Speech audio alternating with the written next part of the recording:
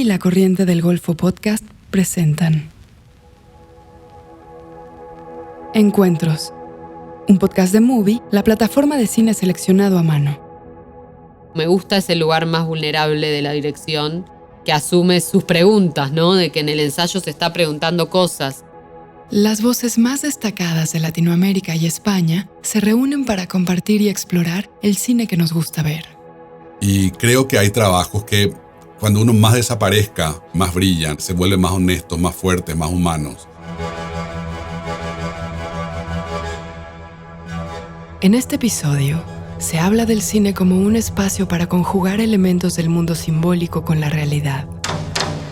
María Elche es una actriz, directora y guionista argentina. Debutó en el cine como protagonista de La Niña Santa, de Lucrecia Martel.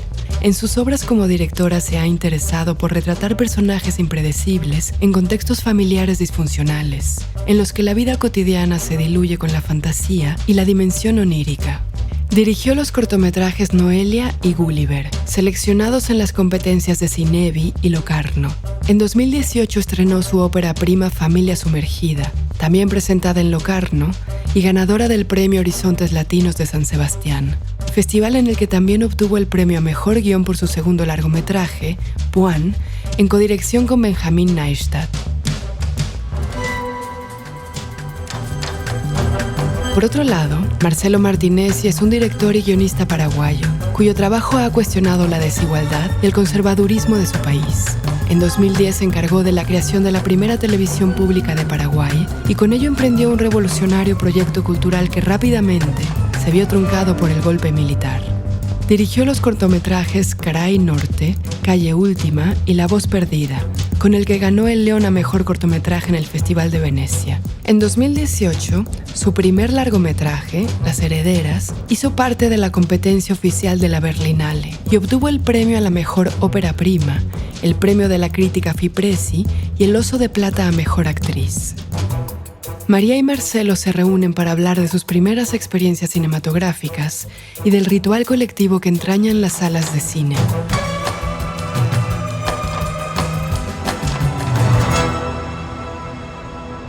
¿Cómo estás, Mary? ¿Cómo estás, Marce? Tanto tiempo. Qué gusto verte. ¿Qué tal, Puam? ¿Está todavía tu cabeza Bien. así? Sí, porque acabo de volver de San Pablo de hacer el color. Ajá. Con Helen, que vino así, que estaba filmando en Fortaleza y vino a San Pablo un día y estuvimos ahí terminando de hacer el color. Así que ahora estamos haciendo el póster y los títulos y varias cosas. Qué gusto. Mary, te traje regalo. O sea, estaba pensando en cómo arrancar porque me parecía lo más difícil a veces cuando uno tiene que hablar de todo lo que de alguna forma me parecía que está alrededor de nuestra relación, de nuestra forma también de ver lo que hacemos. Y encontré algo re interesante esta mañana. Un libro. Qué lindo. Encontré un libro de una poeta que se llama Esther de Izaguirre, Último Domicilio Conocido, y tiene un poema cortito que te quiero leer. Se Dale, llama adelante. Me despido de Asunción una vez más. Me voy de mí cuando pierdo de vista la morada, aquel enarbolado idioma, las palabras que me llegan del tabacal y las capueras. Volveré a Buenos Aires, cepo reverenciado, tierra hurtada, de mi primer insomnio. Tenía 5 años y me hacían hablar para reírse de mi pobre respuesta. ¿Cómo te va, paraguayita? Bien nomás. Y me ahogaban el guaraní de las muñecas. Bien nomás. Desangrada y triunfante. Bien nomás. Aquí se quedarán mis ojos y ni sé de quién son cuando despiden con lágrimas ajenas a las cenizas de mi abuela india, al balbuceo de mi infancia muerta. Episodio 2. La trama secreta. Quería volver un poco atrás, Mary, al comienzo tuyo.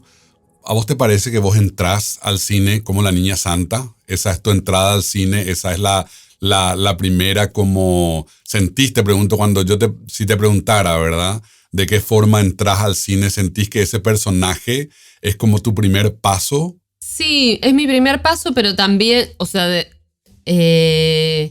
también es mi primer paso también haber estado en ese rodaje, ¿no?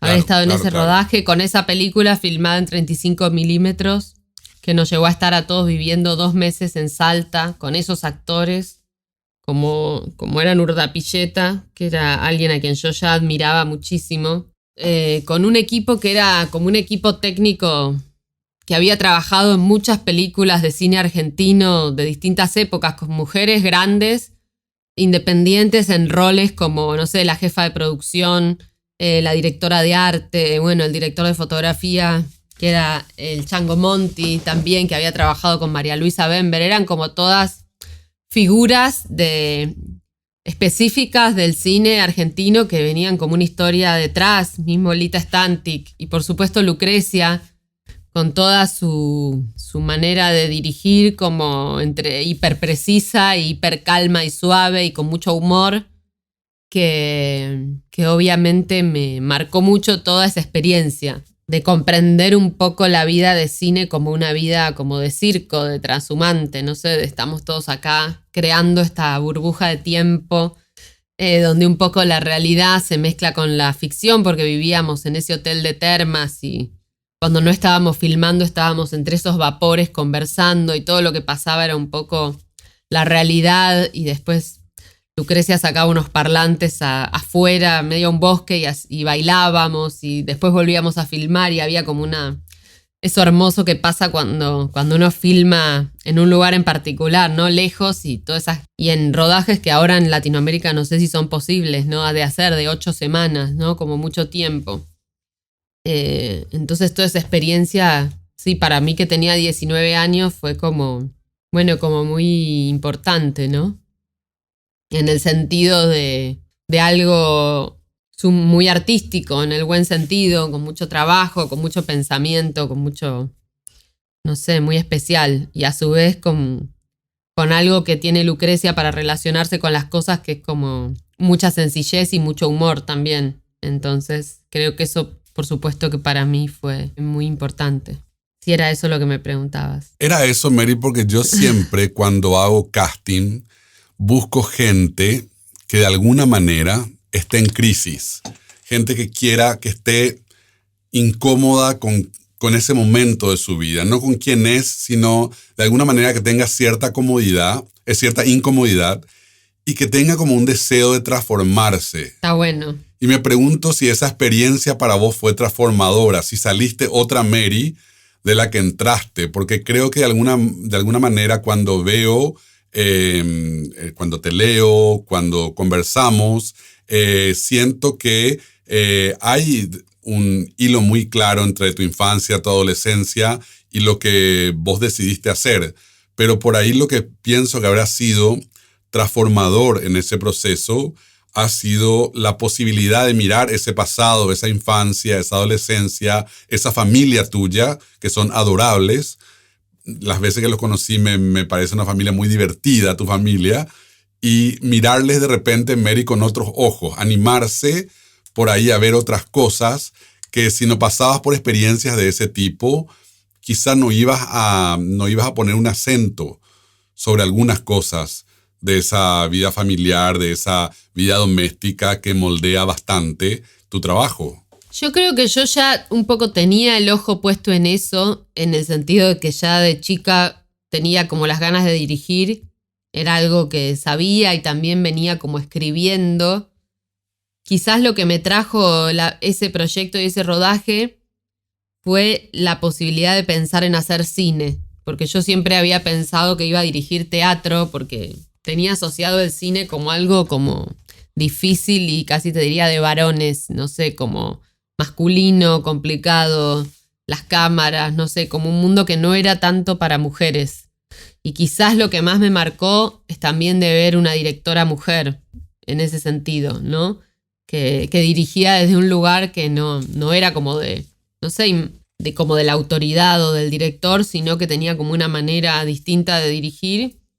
Y creo que eso sí fue algo fuerte que me cambió, de decir, bueno, no sé, como existe una posibilidad de dirigir y es una posibilidad otra que no es desde, no sé, desde imponer autoridad gritando, no sé.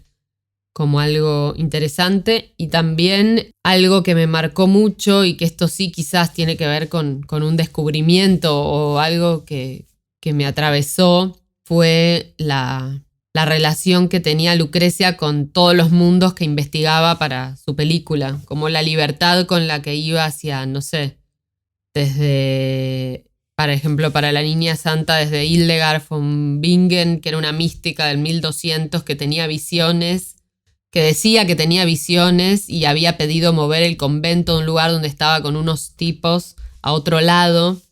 Entonces las visiones que dibujaba el personaje de Julieta Silverberg estaban basadas en esos dibujos, hasta, no sé, temas científicos que tenían que ver con los médicos, como quizás lo que más me resultó fascinante fue todo lo que se investigaba para una película, y con tanto detalle y con tanta precisión, que uno después lo veía en la película en pequeños detalles, como entender eso, que además de lo familiar y lo visual, había como un montón de cosas que sostenían lo de la película, ¿no? Esa dimensión de trabajo. Creo que te escuché en alguna de las veces que hablamos a todos los lugares que eso te permite ir, ¿verdad? Todas las puertas que se pueden abrir a partir de una historia, ¿verdad? Totalmente, sí. Y creo que algo de eso fue revelador para mí en ese sentido. Como también entraba en el cine desde eso. Podía ser lo religioso, lo científico, lo político, lo poético, como no, como que en una pieza audiovisual todo puede existir. Estoy pensando nomás un poco yo siempre como que busco estructurar las cosas que veo en una narrativa posible. Siento que de repente veo o leo o escucho y siempre estaba pensando anoche en eso, siempre trato de que eso forme parte, ¿verdad?, de una narrativa posible, y tengo, Mary, como un empeño casi siempre en juntar esas piezas y encontrarles una forma muy rápidamente. Trato enseguida de que eso encuentre una asociación, una relación y pueda ser parte de una narrativa. Y en eso me parecía que ayer, volviendo a ver Familia Sumergida, te quiero hablar de eso porque era uno de los temas que tenía como para comentarte. Creo que hay un coraje en tu forma de narrar que encuentra esas piezas y no necesariamente las quiere estructurar. Juega mucho con ese espejo roto, juega mucho con esa cosa que está totalmente desestructurada, libre, y que de alguna manera me obliga a mí, como espectador, como seguidor de esas historias, a unir los pedazos a tomarme la libertad de unir, y me exige mucho más. Y eso me parecía muy atractivo porque realmente nunca lo analicé de esa forma, y en Familia Sumergida sentí eso, pero nunca vi, nunca me tomé por ahí el trabajo de pensar por qué era eso, que de repente por ahí en Noelia está también muy presente, ¿verdad? Esa necesidad, o más que nada esa libertad que vos tenés de poder desestructurar todo, porque la estructura pasa por otro lado. La estructura es mucho, mucho menos evidente. Totalmente, sí. Y en relación a eso, había como un comentario de esto de, bueno, decían cómo influencian la filosofía y las letras en nuestro trabajo, nuestra aproximación al cine. Y en relación a eso, me acabo de acordar de esa pregunta en relación a lo que vos comentás, porque para mí la filosofía, o a mí entender cómo entender el pensamiento de un filósofo o filósofa que es de esquemas, donde para entender cómo piensa alguien es más fácil, se puede comprender un esquema que es como una canción, donde hay palabras que se repiten o quizás son 3 conceptos que después se relacionan, y me parece que esa idea de un esquema con cosas que entran en tensión te obliga a salir como de la línea de tiempo. Entonces te obliga a salir de esa lógica donde ya hay como una línea donde hay que instalar conflictos que se van a ir resolviendo, y me parece que pensar la posibilidad de un relato como algo con volumen y como algo que es un esquema, es un mundo con unas reglas, quizás ayuda a que esté liberada de esa sensación de que la trama tiene que avanzar en un sentido de una línea. Y eso que vos decís del espejo fracturado, me parece que igual tiene un sustento el universo, pero no es un sustento tanto que avanza como en una línea, sino que tiene otra lógica. Al menos a mí, para pensar a veces las historias me ayuda a pensar como en universos que no necesariamente se relacionan y que los voy a poner juntos y cómo entran en tensión y cómo también, hacerlos existir en una trama secreta o sustentados. Bueno, trama secreta me gusta porque también es una palabra que usa mucho Raúl Ruiz en su libro Poéticas del Cine, que es un libro que a mí me gusta mucho, donde él en el primer capítulo habla de esto, como en contra del conflicto central, y explica esto que, bueno, la estructura de Hollywood, de las películas, donde siempre tiene que haber una cosa que se enfrenta a otra y eso se resuelve. Hay un ganador, ¿no? Cualquier historia, bueno, supongo que viene de la aristotélica clásica. Y él habla ahí un poco cómo otras culturas pueden representar su narración, ¿no? Y habla, por ejemplo, de Portugal y hace el ejemplo de una guerra en la que están resistiendo y su manera de resistir es como la retirada lenta. Entonces él dice, bueno, quizás la narrativa no es de enfrentamiento de una fuerza que va contra la otra, sino que tiene otra forma. Entonces, un poco pensando en ese tipo de poéticas, me parece que cada lugar también tiene que encontrar una manera intrínseca de contar algo de su cultura, y que esa es como la riqueza de alguien que produce imágenes desde un espacio en particular, ¿no? Muy interesante. Te dije un montón de cosas. No, me parece interesante y no, me quedo mucho con esta idea que tenía como uno de los temas que quería conversar contigo de por qué en tu trabajo siempre lo mundano enseguida se mezcla con lo metafísico, ¿verdad? Esa cuestión de lo doméstico que enseguida toma como una dimensión existencial, pero no lo hace solamente como... A mí me parece que hay mucho coraje, Mary, en eso, porque no lo hace solamente desde la hora, desde un diálogo, lo hace, se mete, habita otro tiempo, habita otro momento, se anima totalmente a ir hacia un lugar en el que, sinceramente te digo, tiene que haber como mucho coraje para poder traer al presente todas esas historias, todas esas vidas y hacer que tiñan, que den forma, que revuelvan lo que está pasando en el presente. Es como una inmersión. Vos hablabas en un momento de una pecera y me parece que hay como una sensación de que todo esto, ¿verdad? Toda esta otra forma no tiene ningún pudor en meterse en el presente y en interrumpir, ¿verdad? En interrumpir me refiero en el sentido por ahí más literal, pero también sentí en tu trabajo con Hélène que hay como mucha sintonía en la forma, al menos en Familia Sumergida, en la forma en la que vamos y volvemos, ¿verdad? Hay un nivel de sutileza que a mí me resulta sumamente, me es un hallazgo, ¿verdad? Siempre, las veces, vi Familia Sumergida 2 veces antes, pero ahora volví a ver sobre todo esas escenas, ¿verdad? Porque creo que es algo de lo que vos hablas mucho, ¿verdad? De ese ir a lugares donde a vos te parece que eso a vos te nace más de la lectura o te nace más de ver un cine por ahí más disruptor. Yo pienso que justo hay algo de esa fibra de la irrupción de algo metafísico en lo mundano que tiene que ver más con una experiencia de...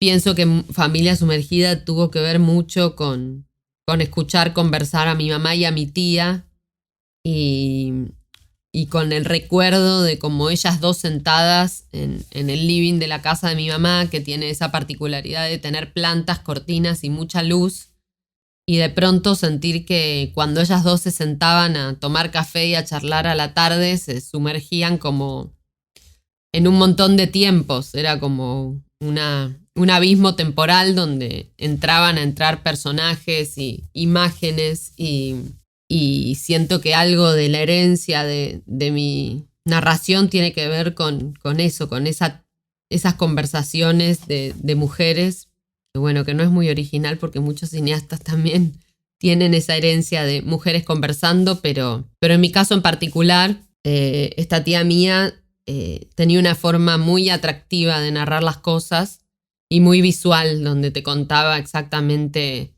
los diálogos que dijo una persona y dónde se paró y cómo alguien conoció a alguien y la miró a través del espejo y se enamoró completamente y después le pasó esto. Y como de sumergirte en un montón de historias muy rápidamente, muy atractivas que se te quedaban adentro como si las hubieras visto a esas personas. Entonces un poco de presenciar esa posibilidad de la palabra, de invocar un mundo y de hacértelo presente y que a su vez eso en su caos combine tiempos y tenga la posibilidad de ir y volver, me trajo esta idea de, bueno, esta manera de estar de estas mujeres y de narrar es mucho más caótica que nada, de hablar de un tema o de una realidad o algo que va y viene. Entonces, cómo la película y los diálogos de ella podían tener esa forma narrativa, ¿no? Y quizás también esta idea de lo místico, ¿no? De en medio de lo más banal, esto que vos decís, como yo también pensaba mucho en esa distancia entre lo hiperdoméstico y los problemas con los que uno tiene que lidiar para sobrevivir y como esta dimensión metafísica que creo que aparece tiene la posibilidad de aparecer, ¿no? De conectarnos con algo de otro orden y quería que la película tuviera eso. Y tiene también la forma plástica. A mí tu relación con las cortinas, porque si mal no recuerdo, los títulos de inicio de Familia están sobre cortinas y después esas cortinas van a ganar esa posibilidad de... Porque yo recuerdo de niño envolverme en cortinas y recuerdo que te lleva a otra dimensión, ¿verdad? Es como que esa oscuridad, hay tacto, hay un montón de cosas que en ese envolverse en una cortina te dan la posibilidad de habitar otro momento, otro tiempo, otra circunstancia.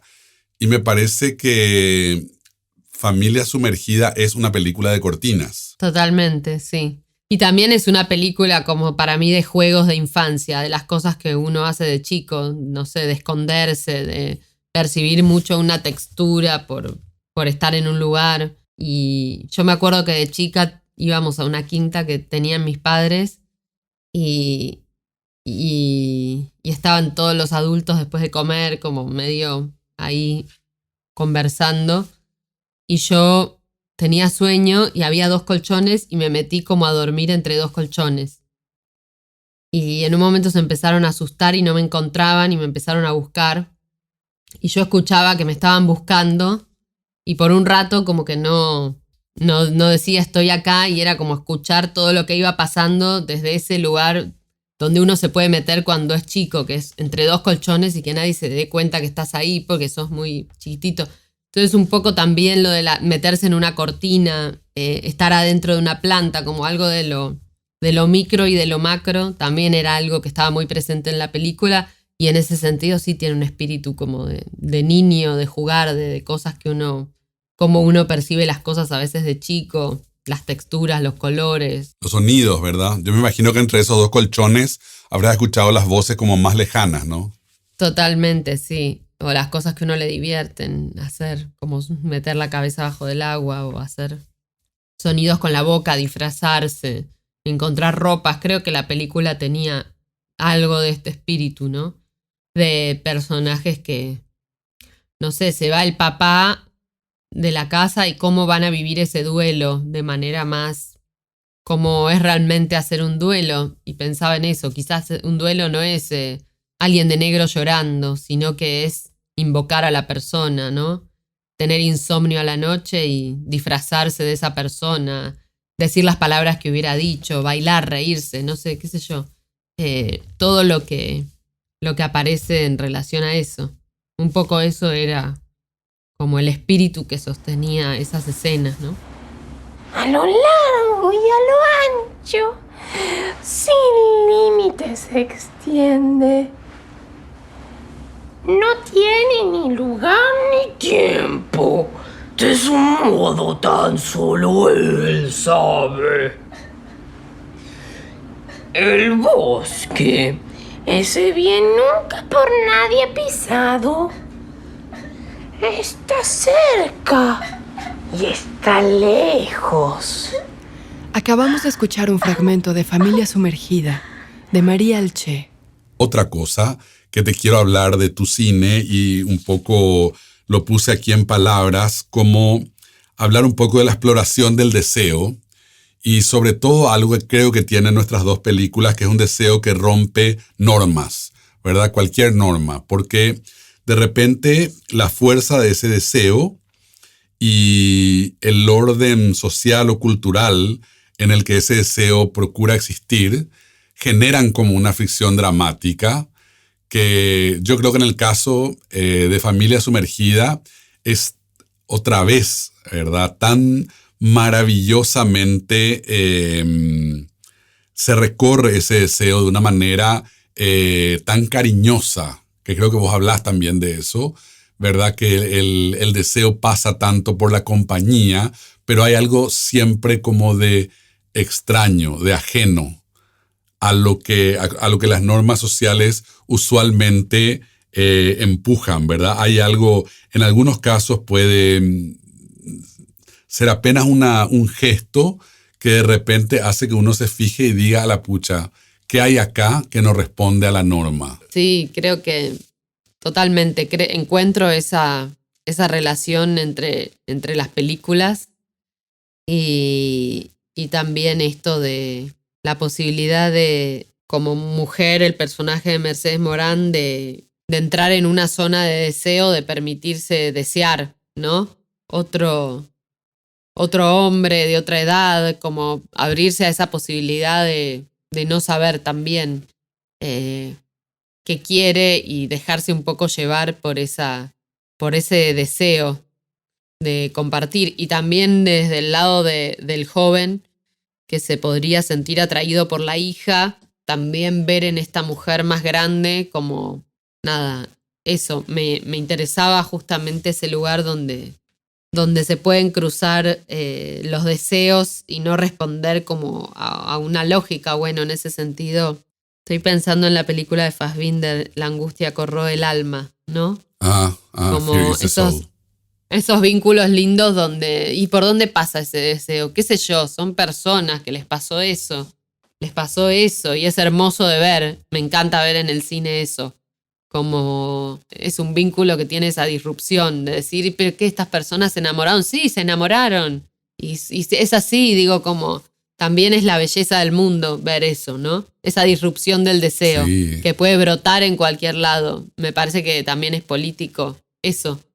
Y esa película también me encanta, y me encanta el vínculo que narra esa película y la posibilidad que se da de pensar esos personajes juntos.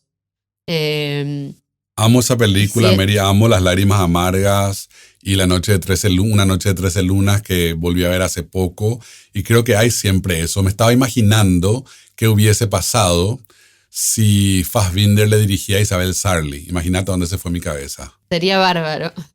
¿Cómo sería una película con Isabel Sarli, dirigida por Fassbinder? Mary, ¿y me puedes hablar, ya que estábamos hablando de Mercedes, un poco de tus procesos de eso que llamas protoensayos? ¿Cómo te acercás a los personajes? Pero contame primero también vos cómo pensás el deseo en Las herederas para cerrar este tema. Así también tener tu mirada. A mí me parece que en todo, a mí me interesa mucho eso que te decía, esa fricción entre un deseo y una cultura, una sociedad en la que ese deseo no tiene lugar, porque creo que eso genera un montón incluso genera en todos necesidad de tomar postura. Y creo que eso amplía un poco las posibilidades de cualquier narración. Me parece que, sobre todo en una sociedad tan conservadora como Paraguay, yo siempre siento que hay un deseo feroz de lo distinto en la mayoría de las gentes que se hacen llamar pro familia o que de alguna manera están todo el día en la misa, ¿verdad? Creo que hay un deseo ahí a punto de explotar y la frustración que genera ese deseo es la que hace que la gente se vuelva tan anti, ¿verdad? Tan antiderecho, tan supuestamente pro familia, tan católica o tan religiosa, a cualquier religión, que encuentran como en esa obligación prefieren seguir órdenes a permitirse desear. Y creo que en todo ese mundo ese mundo es como una arcilla muy interesante para moldear, y es de alguna manera algo que a mí me parece que en Paraguay me llama mucho la atención, y te diría que es lo que va a unir la historia que estoy escribiendo ahora con Las Herederas. Esa cuestión que pasa un poco no solamente por lo queer como queer, sino por ese deseo que se escapa en un gesto, en la ropa, en la mirada, en el pelo, en lo que uno escucha, en lo que uno, de alguna forma, cuando uno trata de encapsularlo, el deseo siempre tiene un potencial de escaparse. Y eso me parece, para una sociedad tan conservadora como esta, me parece muy fuerte. Sí, totalmente. Todo lo que contás que pasó con el personaje de Ana Brum, que le decían lesbiana a ella, que se la confundían, como ese rechazo, ¿no? Tan fuerte. Acá con Las Herederas pasaron cosas muy fuertes. Hubo una persona que dijo que la gente no tenía que ir a ver la película porque de la pantalla salían rayos que te lesbianizaban. Entonces, los rayos imagínate, lesbianizantes. Claro, te salían de la pantalla y vos veías la película y te lesbianizaban porque estábamos financiados por europeos, ¿verdad? Y ahora incluso hay gente que en Paraguay en este momento tenemos un debate feroz porque hay una donación para educación de la Unión Europea y se decidió rechazar la donación de Unión Europea, que era para cuestiones vinculadas a lo académico, pero también a lo físico, a las estructuras de las escuelas, a la merienda escolar. Se decidió rechazar varios millones de dólares y entrar en un conflicto diplomático porque la mayoría de la Cámara de Diputados y Senadores, te estoy hablando de la Cámara de Diputados y Senadores, defiende que la Unión Europea, al aportar para educación, va a volver a los niños gays y a las niñas lesbianas. Entonces están rechazando un dinero y generando un conflicto diplomático, y eso me recordó un poco lo que pasamos con Las Herederas, de que la gente tiene como mucho miedo a lo que no conoce, pero yo pienso que también es un miedo a lo que desea. Es un miedo que sale muy de un lugar, ¿verdad?, muy interno también de estas personas. Y creo que para mí lo vuelve algo que no puedo terminar de entender. Y cuando no puedo terminar de entender algo, eso me hace escribir, pensar, buscar escenas, buscar reacciones de estos personajes que puedo escribir y que de alguna manera pertenecen a esa pequeña prisión. Intermedio. Movie, la plataforma de cine en línea que presenta una selección con curaduría. Películas increíbles, interesantes y hermosas de todo el mundo. Obras maestras del cine, retrospectivas de directores, programas especiales, estrenos exclusivos y selecciones de los principales festivales de cine del mundo. Siempre hay algo nuevo por descubrir. Para ver lo mejor del cine en streaming, visita movie.com/encuentros y prueba Movie gratis durante 30 días. Esto es mubi.com/encuentros para obtener 30 días del mejor cine gratis. En este espacio, María Alché y Marcelo Martinezzi hablan de algunas de sus películas favoritas. Haciendo un salto en el tiempo y en el espacio y en el estilo, una película que a mí me conmueve mucho, mucho, mucho, es Sed de Mal, de Orson Welles.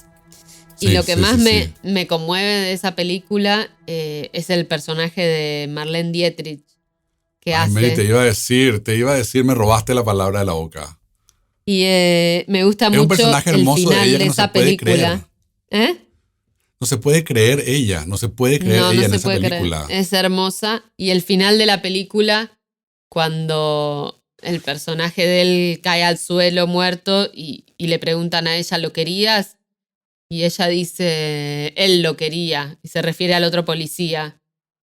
Pero ¿qué importa? ¿Qué podemos esperar de las personas? No sé, ese momento, ese diálogo de esa película es como, me conmueve profundamente y siempre me lo acuerdo. Como un momento épico, así de belleza del cine, por todo lo que significa. Bueno, Mary, tenemos que hablar de una de nuestras películas que está posiblemente ahí en el arriba, de la que siempre conversamos, que me encantaría que cuando la pasemos en cine de barrio la presentes vos. Me encanta. ¿Qué pasó con Baby Jane? Whatever Sí. Happened to Baby Jane. ¿Por qué nos gusta tanto esa película, Mary? Creo que tiene algo de... Nada, la genialidad que tiene el cine de Hollywood. Bueno, primero 2 actrices monstruosas y algo de lo corrido de la película, ¿no? De lo patético y la maldad y lo bello. Algo que también quizás tiene Sunset Boulevard, ¿no? De esa belleza corrida y patética y arrastrada y de la vejez y la maldad, sobre todo porque es muy divertida, Sí. La maldad de esa película, más que nada. Sí, yo creo que tiene esa maldad demasiado querible,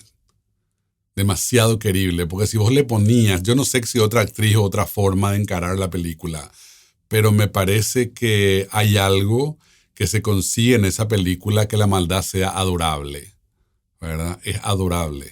Y también lo decadente que hay en ella, ¿verdad? El maquillaje, la pretensión, que en eso sí se emparenta mucho con la pretensión de Sunset Boulevard. Sunset Boulevard tal vez tiene quotes, tiene citas que son así una locura que no se pueden creer, como alguien pudo hacer, pudo poner en la boca de Gloria Swanson algo que realmente estaría en la boca de Gloria Swanson mucho antes de la película, ¿no? Pero las, pero las dos comparten eso como de una añoranza por un pasado que se fue y como un intento de recuperar y revivir. A mí lo que más me conmueve de Baby Jane es el deseo de ella de volver a bailar como bailaba cuando era chica, ¿no? Como me parece un sentimiento tan humano de querer volver al momento en que fuiste más feliz. Y me parece que en Sunset Boulevard también está esto de volver a tener su primer plano, ¿no? Como una relación con la imagen, con el aparecer y con algo patético que me parece tan humano. Claro, hay una escena hermosa en la que a ella le dan, cuando ella interpreta en las palabras de DeMille, que ella va a tener una oportunidad de volver al cine, ella está como rogándole por favor, ¿verdad? De que quiere volver al cine y apenas se da cuenta que hay un gesto en el que le abre una puerta y empieza a poner sus condiciones de diva, ¿verdad? Trabajo solamente de tal a tal horario, quiero esto, quiero lo otro. Es hermoso, es hermoso. Sí, qué hermoso. Me acuerdo que volvimos a ver juntos Mulholland Drive una vez, que también fue muy lindo volver a verla y como algo de, nada, ver esa película en cine y en toda su complejidad y vos me dijiste algo así como que en algún momento hay que entender este siglo, esta película va a ser la que mejor narre, como nos permita comprender algo de la humanidad, ¿no? No sé, capaz que ahora ya... No, sí, no, claro que sí, a mí me encanta Mulholland Drive y sobre todo me acuerdo de la sensación de todo lo que uno siente cuando ve esa película. Hay algo de tiempo presente en Mulholland Drive que es muy emocionante, que ese momento que estás viendo la película es muy fuerte. Es como estar en una, no quiero usar la analogía de una montaña rusa, pero es una sensación muy fuerte. Que no sentí con muchas películas de él, pero en esa me es mucho más fuerte. Segunda parte. Ahora puedo preguntar un poco yo, porque me estás preguntando muchas cosas, Marcelo. Dale. Vamos a empezar hablando un poco de tus cortos. Me gusta mucho el corto Calle Última. Me parece me imaginé. muy hermoso. ese primer plano que empieza con la chica que no tiene zapatos y cómo a partir de ahí se despliega todo un mundo de las calles, de los chicos esos, de la chica que vende naranjas y tiene el bebé y dice que ese bebé va a hacer otras cosas en su vida. Y también algo de lo que hablábamos antes, de ella cuando va a intentar comprar zapatos y la mujer que está hablando de un baile, que bailan desnudas, como que se mete en otros temas. Me parece que en ese corto hay como una semilla de las herederas en el sentido, no porque es como otra clase social y otros personajes, pero sí como de algo entre el color, la puesta en escena, los diálogos, la posibilidad de combinar distintas cosas. Un poco preguntarte cómo había sido ese trabajo inicial, porque es del 2010, antes de tu película. Y eso, ¿cómo lo veías vos? Para mí fue uno de los trabajos de más aprendizaje. Yo creo que siempre llego a los cortos por curiosidad. Y me habían contratado de una de estas cooperaciones, no sé si creo que era Unión Europea o UNICEF, para hacer un documental acerca de los niños en situación de calle, algo que me resultaba sumamente aburrido, ¿verdad? Porque dije, Dios mío, yo contando la historia de estos niños sin ningún tipo de posibilidad de realmente, me parecía a mí, porque aparte yo no sé hacer documentales, me parecía demasiado difícil poder meterme a ese mundo de una forma nueva o interesante. Entonces lo que les propuse a ellos fue hacer ficción. Les dije, ¿por qué no usamos ese dinero para juntarnos varios fines de semana con esta cantidad de niños y niñas en situación de calle en un campamento tipo de viernes a domingo y que ellos escriban historias de repente con la policía, historias con la maestra, historias con los padres, casi siempre historias con esas figuras bastante autoritarias de las que ellos me hablaban cuando empezamos a conversar y que tenían alrededor suyo. Y hacíamos cortos como jugando, tengo hasta ahora guardados los cortitos que hacíamos y que de alguna manera en la que ellos representaban pequeñas situaciones que le pasaban en la escuela, en la comisaría cuando la policía les detenía por algún robo o alguna cosa así. Y también la situación... Pero ¿cómo era esto del campamento? ¿Cómo era bien lo del campamento de viernes a domingo? Nos íbamos a un lugar a vivir durante un fin de semana, una especie de quinta que tenía como 2 habitaciones. Y vivíamos ahí y nos despertábamos a la mañana, desayunábamos y empezábamos a hablar. A veces yo le traía a algún actor o a alguna actriz que les muestre alguna cosa, que les haga un monólogo, que les haga reír un rato, que les rompa el hielo. Y a partir de eso empezábamos a conversar. Dividíamos en grupo. Me fue muy, muy lindo. Y lo hice con ayuda pedagógica de algunas amigas o amigos, de acuerdo a qué fin de semana ellos podían. Y recuerdo como un momento de aprendizaje feroz, porque realmente ahí surgían un montón de cosas que a mí no me parecían, desde donde yo estaba parado, que no me parecían, ganaban peso. Algo como eso, ¿verdad? Como no tener un uniforme escolar ganaba un peso que yo hasta ese entonces no me podía imaginar. Y creo que eso es lo que pasa cuando te animas a habitar otras vidas. A veces una persona puede sentir un enorme peso en algo que visto desde afuera nos parecería natural o normal. Entonces creo que aprendí muchísimo en esos campamentos, en esos encuentros y fue a lo largo de un año. A lo largo de ese año, 2 niñas que tenían una 14 y otra 15 fueron madres. La de 14 años fue madre por segunda vez y era como una cuestión para mí muy fuerte. También los conflictos que había entre ellos, el hecho de que Paraguay le obligaba a esta niña abusada a volver a irse a la casa a vivir con el abusador, ya con el bebé. O sea, toda una tragedia muy grande que de alguna manera me di cuenta que por otro lado ellos no querían contar. Me parecía que las cosas de las que más hablábamos eran cuestiones que eran muy pequeñitas, pero que eran el origen de todo, ¿verdad? Y la deserción escolar en Paraguay se da en gran medida porque hay desigualdad en la escuela, porque un niño tiene un uniforme más lindo que otro y le hacen bullying al que no tiene zapatos. Entonces, que no tiene zapatos ya se deja de ir a la escuela porque no tiene zapato. Entonces, sí, se ve esa crueldad cosas, en el corto, y también pensaba que el tema de fondo es la deserción escolar y es esas madres y cómo está tan bien narrado sin un prejuicio, tal cual. Ahora que me contás todo esto de que estuviste un año, se nota que es un trabajo que requiere eso, tiempo para sacarse la mirada de prejuicio que uno que tiene comida y casa podría como observar sobre alguien que vive esa realidad. Se nota como esa vuelta que de haber pasado tiempo, ¿no? hay un artículo hermoso que habla de un cineasta que a los dos nos inspira mucho, que es Cassavetes. Y cuando uno de los libros que habla de Cassavetes escribiendo, dice escribir hasta desaparecer. Y creo que hay trabajos que cuando uno más desaparezca, más brillan, más se vuelven más honestos, más fuertes, más humanos.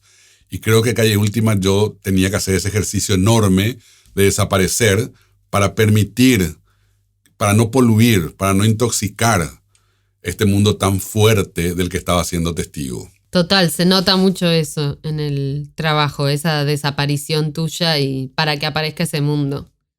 A mí también me pasa cuando estoy escribiendo que siempre reconozco ese momento donde estoy tratando que los personajes hagan una cosa determinada y está como el guionista que va moviendo los hilos hasta que en un momento lográs que el personaje empiece a decidir cosas que no estás pensando, ¿no? Me parece que ahí es ese momento de la desaparición que uno está buscando todo el tiempo. Con la actuación pasa lo mismo, ¿no? El momento en que dejas de pensar para, no sé, algo de esto que vos decías, de que la realidad es mucho más interesante que las ideas que uno puede tener en su cabeza con sus prejuicios. Sobre todo, hay casos, Mary, que ahí te quiero plantear también esto, porque de repente me voy al personaje de Mercedes en Familia Sumergida, me voy al personaje de Chela en Las Herederas. Hay veces que esos personajes tienen componentes nuestros que por ahí te obligan a hacer un poco el otro ejercicio.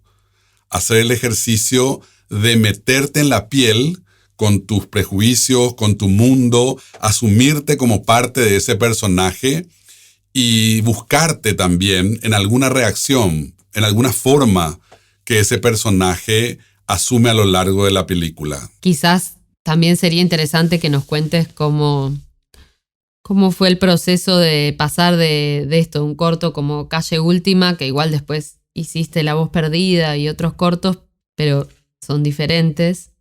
¿Cómo es la relación en Las Herederas entre ese fondo documental que tiene que ver con tus tías y su mundo, a la ficción? ¿Cómo desaparecer ahí? ¿O qué de la realidad y qué de la ficción? A mí me parece que esto atraviesa un poco, en mi experiencia, por mi trabajo en la televisión pública.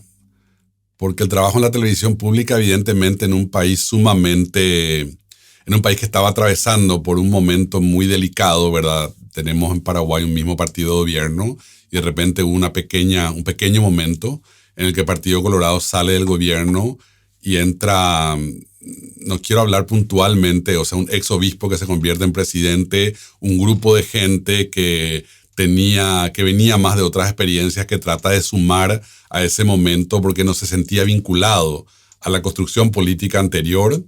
Y el hecho de que se haya creado una televisión pública, el hecho de haber participado de ese proceso, a mí me permitió entrar a debates, entrar a situaciones muy fuertes, sobre todo por cómo terminó ese proceso, con lo que para mí es un golpe de Estado, con de alguna manera el retorno al pasado. Ese ejercicio, todo eso que pasó en Paraguay, en lo que más me ayudó fue a situarme en Paraguay. O sea, a entender los privilegios como privilegios, a desnaturalizar la enorme desigualdad. Y a partir de ahí, como mirar y decir de dónde vengo, qué historia puedo contar que sea de aquí, que sea de este lugar en el que yo estoy situado. Entonces, para mí Las Herederas era en gran medida un descubrimiento. ¿Y vos sentís que algo de eso es lo que le pasa al personaje de Anna Brum? Siento que la historia evidentemente habla de personas que deciden encerrarse que deciden no estar prácticamente, ¿verdad? En primer lugar, por una tal vez opción sexual, deciden cómo invisibilizarse, que es algo yo creo que muy común en sociedades como muy conservadoras como la de Paraguay, ese deseo de un poco habitar una cárcel, un encierro, una invisibilidad.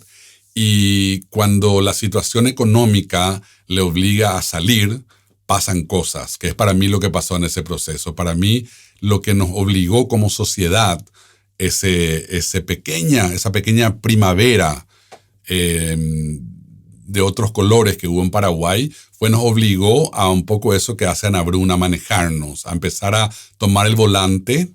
Discúlpame que sea así de literal, ¿verdad? Pero sí se entiende, tomar el volante y poder de alguna manera empezar a buscar hacia dónde nos queremos ir. Y creo que en mis reflexiones sobre esa historia siempre tomaba como ese quiebre, como esa crisis, ¿verdad? Porque creo que el personaje de Chiquita que hace Margarita Irún es un poco autoritario, siempre le resuelve todas las cosas a su pareja, y cuando ese personaje se va preso, como nos pasó a nosotros con Stroessner, que se va preso a Brasil, tuvimos que como empezar a buscar otra forma de vivir y nos enamoramos, que de alguna manera ese periodo yo me sentí muy enamorado de Paraguay.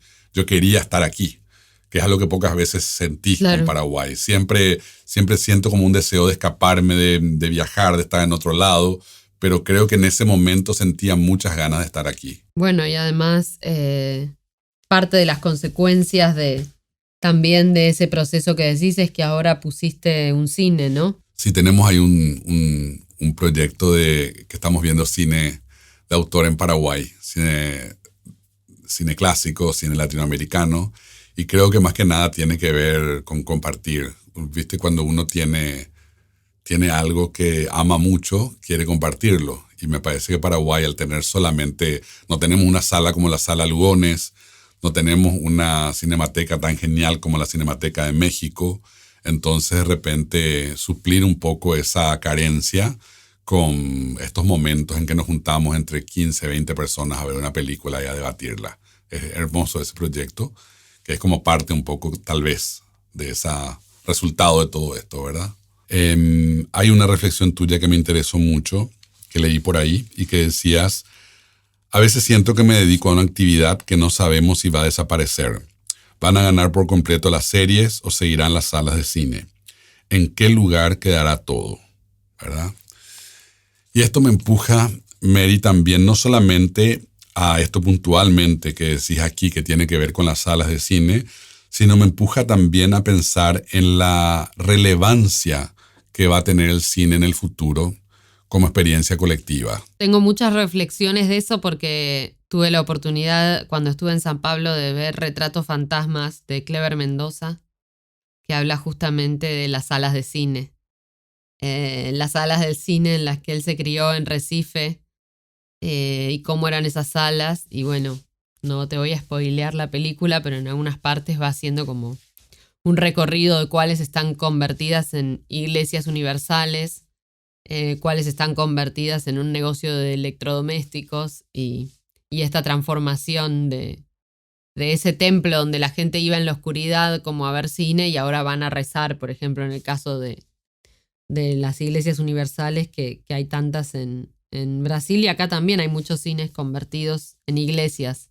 Entonces hay como un chiste medio irónico de la película en relación a esas salas a las que uno iba como templos a ver películas, y esa era como la religión del cine, alquimizarse, ¿no? Porque en definitiva a eso va uno a una película, ¿no? A, no sé, que te pase algo en el cuerpo, a salir distinto. Y creo que la posibilidad de las películas y de verlas colectivamente, no sé, es como algo que viene desde el mundo griego, ¿no? De la tradición del teatro, de algo, de una catarsis colectiva, de algo, de una experiencia que tiene que ver con estar con otros, presenciando algo. No sé fumar, pero así un poco, dale. Ay, remócate. Te voy a mostrar cómo me hicieron probar a mí. Cerra tu ojo, cerra. No vayas a abrir. Ahí. Eso. Abre un poco tu boca ahí. Eso. Un poco nomás. Cerra un poco más. No vayas a tragar. Eso, un poquitito. Ahí está.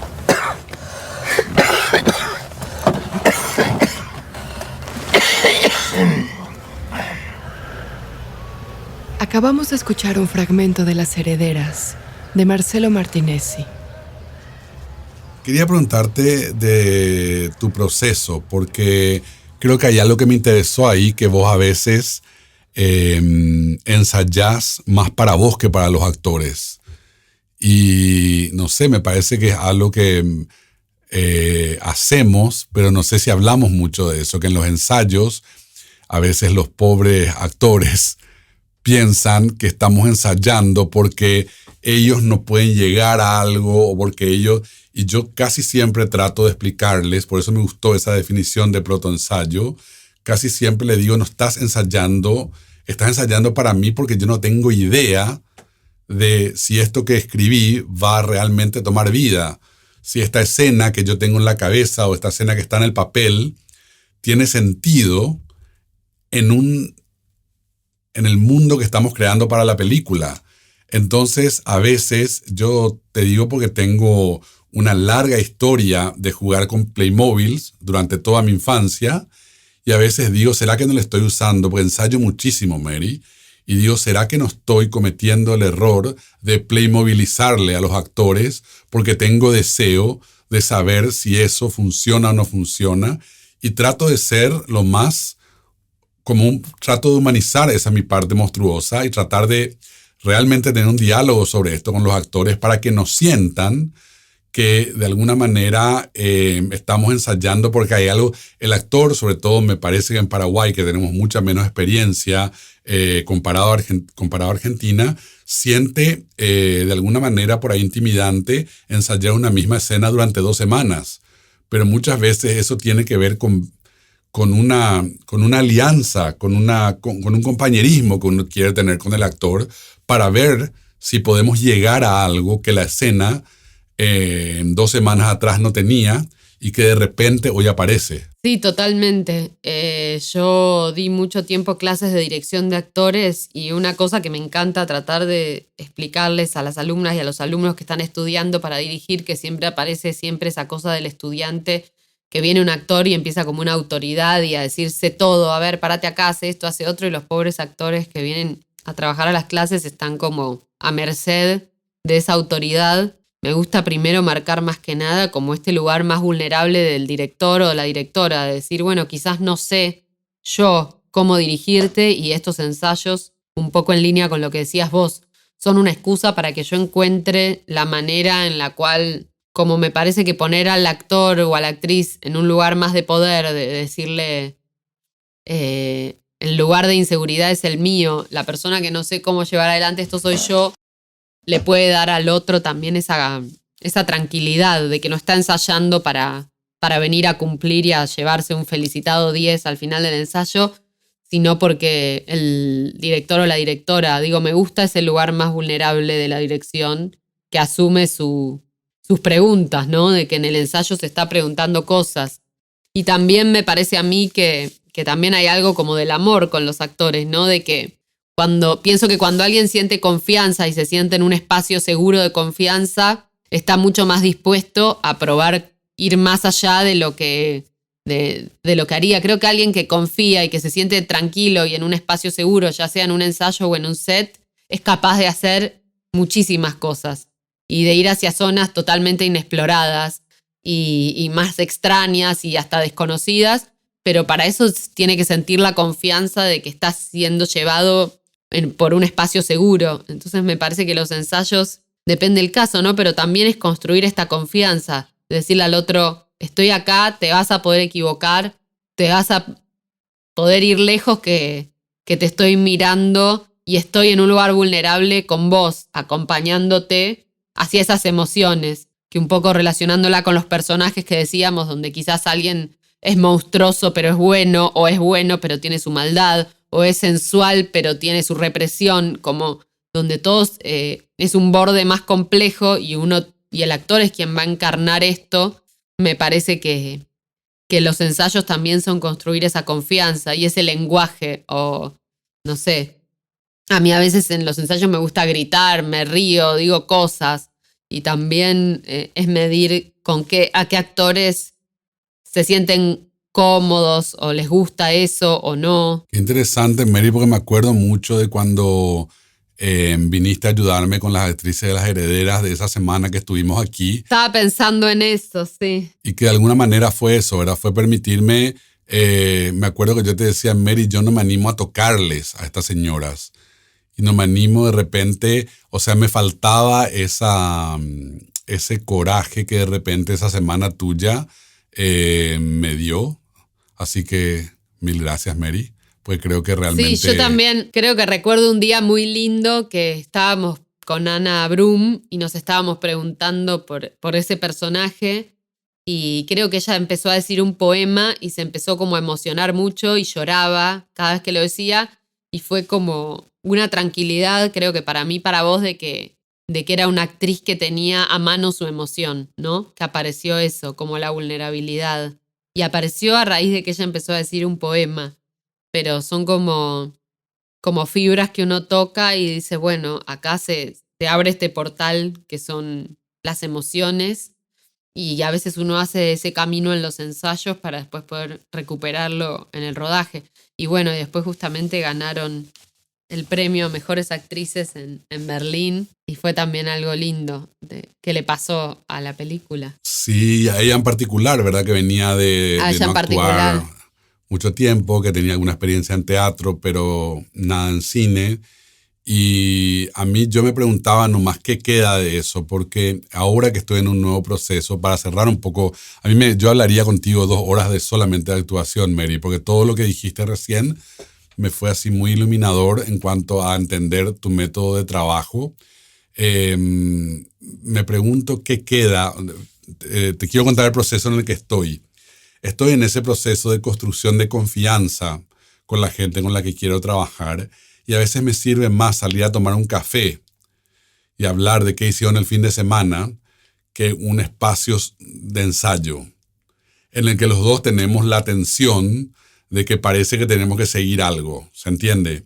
Totalmente. Parece que tenemos que hacer algo. Entonces estoy descubriendo mucho más placer en el encuentro informal y en el contarme historias. Casi siempre me sirve mucho contarle una historia por ahí que me da un poco de vergüenza al actor o a la actriz, y a partir de eso recibir también como regalo historias que me permiten entenderle a esa persona. Totalmente. Y también por ahí en mi cabeza hago conexiones, porque yo creo que en mi modo de trabajo, más que llevarle al actor hacia el personaje, el movimiento contrario, ¿verdad? Llevar el personaje hacia el actor, cuando sos guionista, director, es muy rico y te permite habitar y probar cosas que de otra forma no descubrirías. Totalmente. A mí esto de contar historias me parece que a uno le puede parecer, ay, ¿qué estamos haciendo? Pero siempre en las historias que se cuentan me parece que puede aparecer como un elemento o algo que después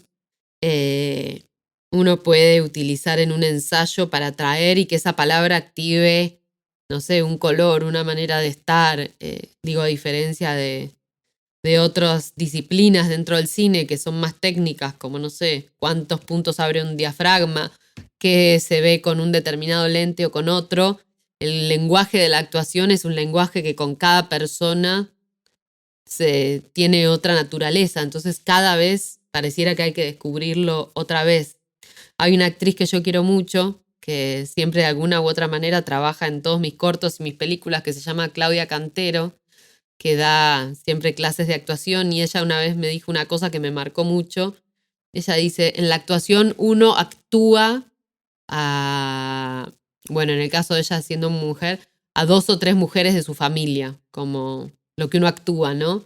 Cuando ella desde el lugar de actriz me decía, si me enojo, si actúo un llanto, si actúo determinada emoción, uno actúa a gente que conoció. Como que también esas historias que uno narra o esas personas que conoció son la forma narrativa que lleva un actor, ¿no? Porque de pronto una escena dice, no sé, llega una mujer y, no sé, hace un escándalo. Bueno, ¿cómo es ese escándalo? Puede ser de 1000 maneras. Puede ser a los gritos, puede ser revoleando cosas, puede ser moviendo las manos, puede ser con la voz baja y de pronto un grito. Digo, toda esa forma, ¿de dónde se abreva? De cosas que un actor vio, no sé, escenas que presenció, cosas que vio en la calle o tiene como formas actorales de cosas que escuchó mucho y repite. Y eso también me parece interesante. Por eso también nos gusta un actor o otro, porque abreva en algo que también le es familiar para ir a una emoción o a otra. Es como también un repertorio de gestos. Mary, ¿y el futuro cómo ves ahora Puam, tu nuevo proyecto? ¿Qué cosas te seducen? ¿Qué cosas te dan ganas de hacer? Y ahora el futuro, en este momento en Argentina estamos como angustiados por todo lo que está pasando con las elecciones, con la posibilidad de que tengamos 4 años de un gobierno de ultraderecha y eso ha empañado los últimos días con mucha preocupación y, bueno, con la necesidad también de accionar y ver eso. No solo preguntas más profundas como, bueno, ¿qué es todo lo que falló para que lleguemos a esto? Sino también más actuales de la urgencia de cómo hacer, qué hacer, ¿no? Y Puan un poco... Bueno, es una película que codirigí con Benjamin Neistat y el personaje protagónico es un profesor de filosofía y a partir de ahí narra el universo de la universidad y un poco, bueno, al ser una codirección también tiene esa cosa de combinarse con el lenguaje de otro y aprender de eso, ¿no? De eso narrativo que trae, bueno, como en el caso de Benjamin Neistat, que me viene a hacer una película como Rojo, y cómo dialogar con ese otro mundo. Así que bueno, un poco eso, esperando el estreno y bueno, con ganas de verte pronto, de ir pronto para Paraguay o verte en algún lado y conversar. Me gustó la idea que vengan en auto. Me gustó la idea en Mérida que vengan en auto. Acá hace mucho calor, pero creo que podemos armar algo para que vengan. Me encantaría que vengan en auto porque creo que es un viaje hermoso. También yo a veces siento que en avión uno se pierde esa transición entre Buenos Aires y Asunción. Me encanta la idea de ir en auto en Asunción. Me parece que es muy poco 2 horas de avión para poder procesar la distancia que hay entre Buenos Aires y Asunción, que es una ciudad un poco más quieta. Me parece bien. Un poco más tranquila y bastante más calurosa. Te voy a ir a visitar en auto y vamos a ir a recorrer todos los lugares y a probar todas las sopas paraguayas y los chipaguazú que me recomiendes. Dale, y podemos ver también las películas, Mary, compartir con la gente las películas de ustedes que son maravillosas y que sabes que yo admiro muchísimo y tengo muchas ganas de que más gente aquí las pueda ver. Bueno, me encantó conversar con vos. A mí también, Mary, te mando un beso grande, grande. Un beso muy, muy grande. Para vos y para la familia. Dale, chao, chao. Chao. Encuentros. Un podcast de Movie, la plataforma de cine seleccionado a mano. Escucha otros episodios de nuestra 5ª temporada de Encuentros, The Movie Podcast, con Víctor Gaviria, Laura Huertas Millán, Elena López Riera, Fernando Trueba, Teddy Williams, Natalia López Gallardo, Luis López Carrasco y Lois Patiño. Esto fue Encuentros, The Movie Podcast, con la participación de María Alché y Marcelo Martinezzi.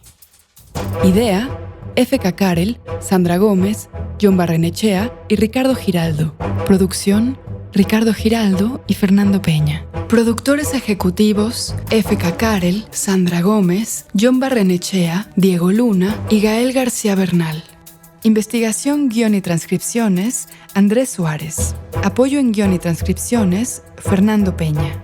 Coordinación de invitados, Mónica Pérez. Edición y música original, Andrés Solís. Voz, Elvira Liceaga. Marketing y comunicación, Sofía Chacón y Fabiola Quintero. Grabación de María Elche en Argentina, Agustina Lecha en MCL Studio. Grabación de Marcelo Martinez en Paraguay, Germán Acevedo en Post Audio. La Corriente del Golfo Podcast y Movie, todos los derechos reservados 2023.